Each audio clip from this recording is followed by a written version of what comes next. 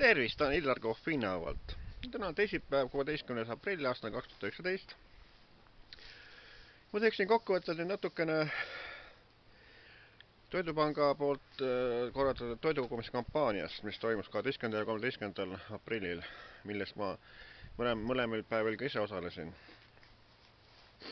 12. aprillil olin ma terve päeva ehk kella 1 päeval kuni kella 7 õhtul Pärnus kaubamajakases asuvas Rimis ja jagasin flaiereid.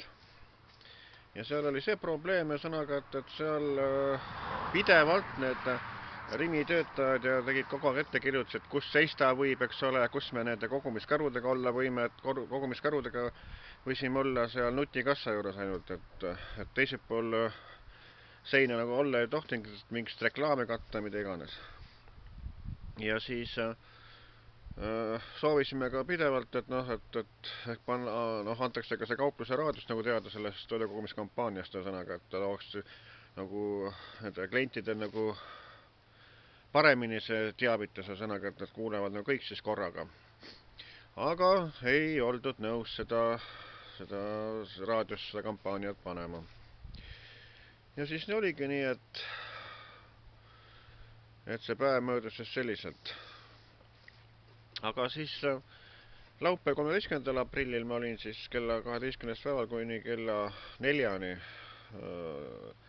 Pärnus Riia maanteel asuvas Suure Selveris, ehk nimetatakse Surnu ja Selveriks sõnaga. Seal, aga seal oli hoopis teine asi, et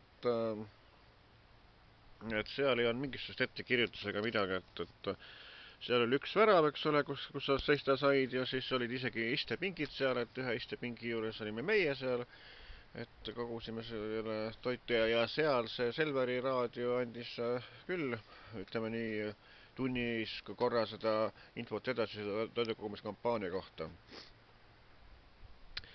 Ja mis ma siis veel kuulsin, et laupäev 13. oli olnud seal samas Rimis selline lugu, et ei olevat isegi lubatud neid flaierid jagada seal nende sissepääsu väravate ees, mis nagu kaupluse müügisaali siseneda saada, et seal oli keelatud see jagamine ära, et võisid ainult olla seal nende kogumiskarude juures, kus koha peal need, see nutikassat juures,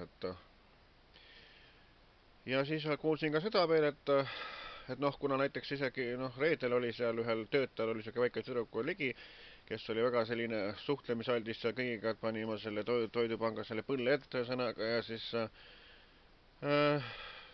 soovis väga seal ka neid flaierid jagada, rahvaga suhelda sõnaga. Aga oli kuulda, et siis 13. aprillil seal samas Rimis oli keelatud jälle tüdrukul seda põlle kanda ja siis ka seda kampaaniat teha sõnaga, et lapstööjõudu ei tohtivat kasutada. No kuule, tere talve sõnaga, et kui laps tahab ise väga, et rahvaga suhelda ja niimoodi, et omal soovil seda kõike teeb, et miks siis seda ei või lubada sõnaga, et miks siis ära keelatakse sõnaga. Kas lapsed peavad siis ainult olema nendes nutitelefonides, mis nad kõik on, et seal ainult näpetama kogu aeg, et võiks ikka midagi muud ka teha, kui nad ikka ise tahavad. Aga sel teemal sai nüüd niimoodi tehtud, et plaanin sel teemal nagu artiklit ja siis erinevaid asju või erinevaid kirju saatsin nii kaubamajakasele kui ka Rimile sõnaga, et tahan nagu nendelt vastust saada, et miks selline käitumine ikkagi oli, et miks moodi niimoodi toimiti.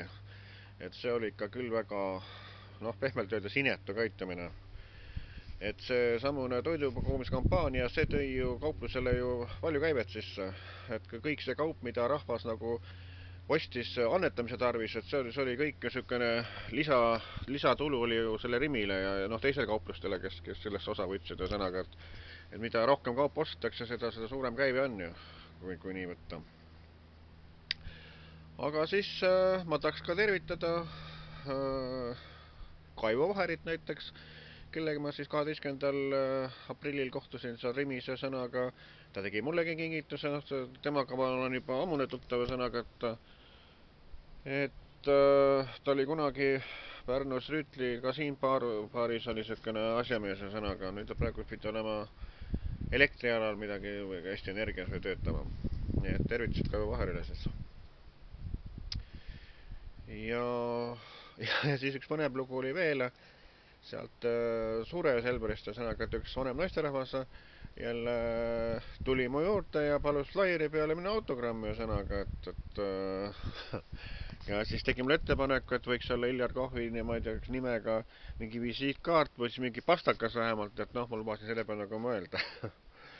Et siukene huvitav, aga kokkuvõtteks selline asi, et midagi, noh, rahva poolt mingist halba ütlemistega asja ei olnud, ühesõnaga kõik olid lahked. No mõni eksik oli ka selline, kes pakkuma läksid lihtsalt käega niimoodi ja kogu lugu midagi öelnud, keda see asi ei huvitanud ja noh, niimoodi, et keegi midagi ei sõimanud ega midagi halvasti öelnud.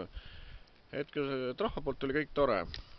Aga mis oli veel ebameeldiv või noh, selline meedia suhtumine, ühesõnaga, et mitte ükski meediakanal, ühesõnaga, ei tahtnud kajastada seda toidukogumiskampaaniat, ühesõnaga, ja suurem osa rahvast ei olnud isegi teadlik sellest, et ainuke raadiojaam, kus oli seda toidukogumise kampaaniat nagu kajastatud, on Vikerraadio, ühesõnaga, no Vikerraadio on kõige kuulatavam raadio, eks ole.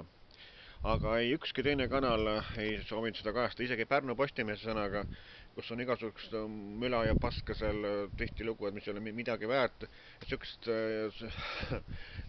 soga avaldatakse, aga mida oleks vaja avaldada, et seda nagu ei ole, et oleks võinud ju ka Pärnu Postimees avaldada see toidukogumise kampaania kohta, et kampaaniapäevad on, et noh, juba näiteks neljapäeval oleks võinud olla lehes, aga ei pakkunud mingisugust huvi, ühesõnaga. Et no kui ei kajastada niimoodi korralikult, et see rahvas ei teagi, et oleks igal pool kajastatud, siis oleks ju rahvas teadlik asjast, siis oleks ju hoopis olnud see kogumine hoopis teine või oleks suurem see kogus olnud. Noh, ma ei tea tegelikult palju seda kogust üldse oli, aga noh, midagi oli. Aga et oleks see positiivsemalt sellesse kogumisse suhtutud, siis oleks olnud ka rohkem seda kogutud kraami. Nii et selline lugu siis, mina olen Iljar Kohv.